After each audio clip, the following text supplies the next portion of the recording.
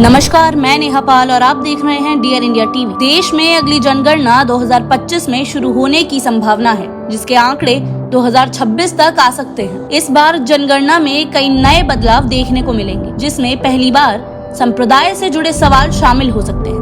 अब तक जनगणना में केवल धर्म और वर्ग पर जानकारी मांगी जाती रही है, लेकिन इस बार संप्रदाय की विशेष पहचान को भी शामिल करने की योजना है। संप्रदाय की जानकारी के जरिए जैसे कि लिंगायत, वाल्मीकि या रविदासी जैसे समूहों को एक अलग सांस्कृतिक पहचान के रूप में दर्शाने पर विचार किया जा रहा है। पहली बार जनगणना का पूरा डेटा डिजिटल माध्यम से एकत्र और संकलित किया जाएगा। इसके लिए विशेष पोर्टल तैयार किया गया है, जिसमें जातिवार जनगणना की सुविधा भी शामिल होगी। जातिवार जनगणना होने की स्थिति में मुस्लिम और अन्य मतों के अनुयायियों की भी जातियों का विवरण मिलेगा। यह कदम कई राजनीतिक और सामाजिक संगठनों की मांग का परिणाम है, जो लंबे समय से संप्रदाय और जाति पर आधारित डेटा एकत्र करने की आवश्यकता पर जोर दे रहा है। विशेषज्ञों का मानना है कि संप्रदाय और जाति पर आधारित आंकड़े नीति निर्माण में अधिक सटीकता ला सकते हैं। भारतीय समाज में संप्रदाय और जाति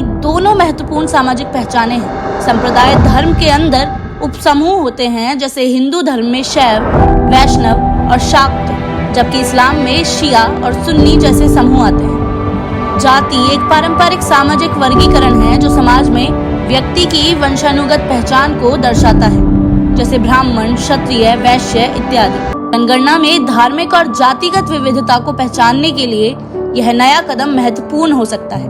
2011 की जनगणना के अनुसार भारत की 79.8% आबादी हिंदू है, 14.2% मुस्लिम, 2.3% ईसाई और 1.7% सिख हैं। इस नई व्यवस्था से न केवल धार्मिक जनसंख्या का सटीक आकलन किया जा सकेगा, बल्कि उनकी आंतरिक और उपसमूहों की जानकारी भी मिलेगी।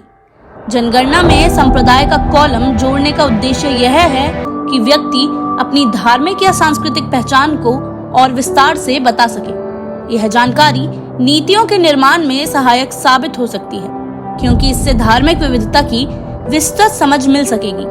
उदाहरण के तौर पर, यदि एक व्यक्ति हिंदू धर्म का अनुयायी है, तो धर्म के कॉलम में हिंदू लिखा जाएगा, जबकि उसके संप्रदाय के कॉलम में शैव, वैष्णव, लिंगायत या वाल्मीकि जैसे उपसमूह का विवरण दर्ज किया जा सकेगा। इसी तरह इस्लाम के अनुयायी मुस्लिम के साथ शिया या सुन्नी जैसे संप्रदाय के रूप में अपनी पहचान दर्ज कर पाएंगे। इस प्रकार की संप्रदाय आधारित जानकारी से जनगणना के आंकड़ों में धार्मिक मान्यताओं की विविधता को और स्पष्टता मिलेगी।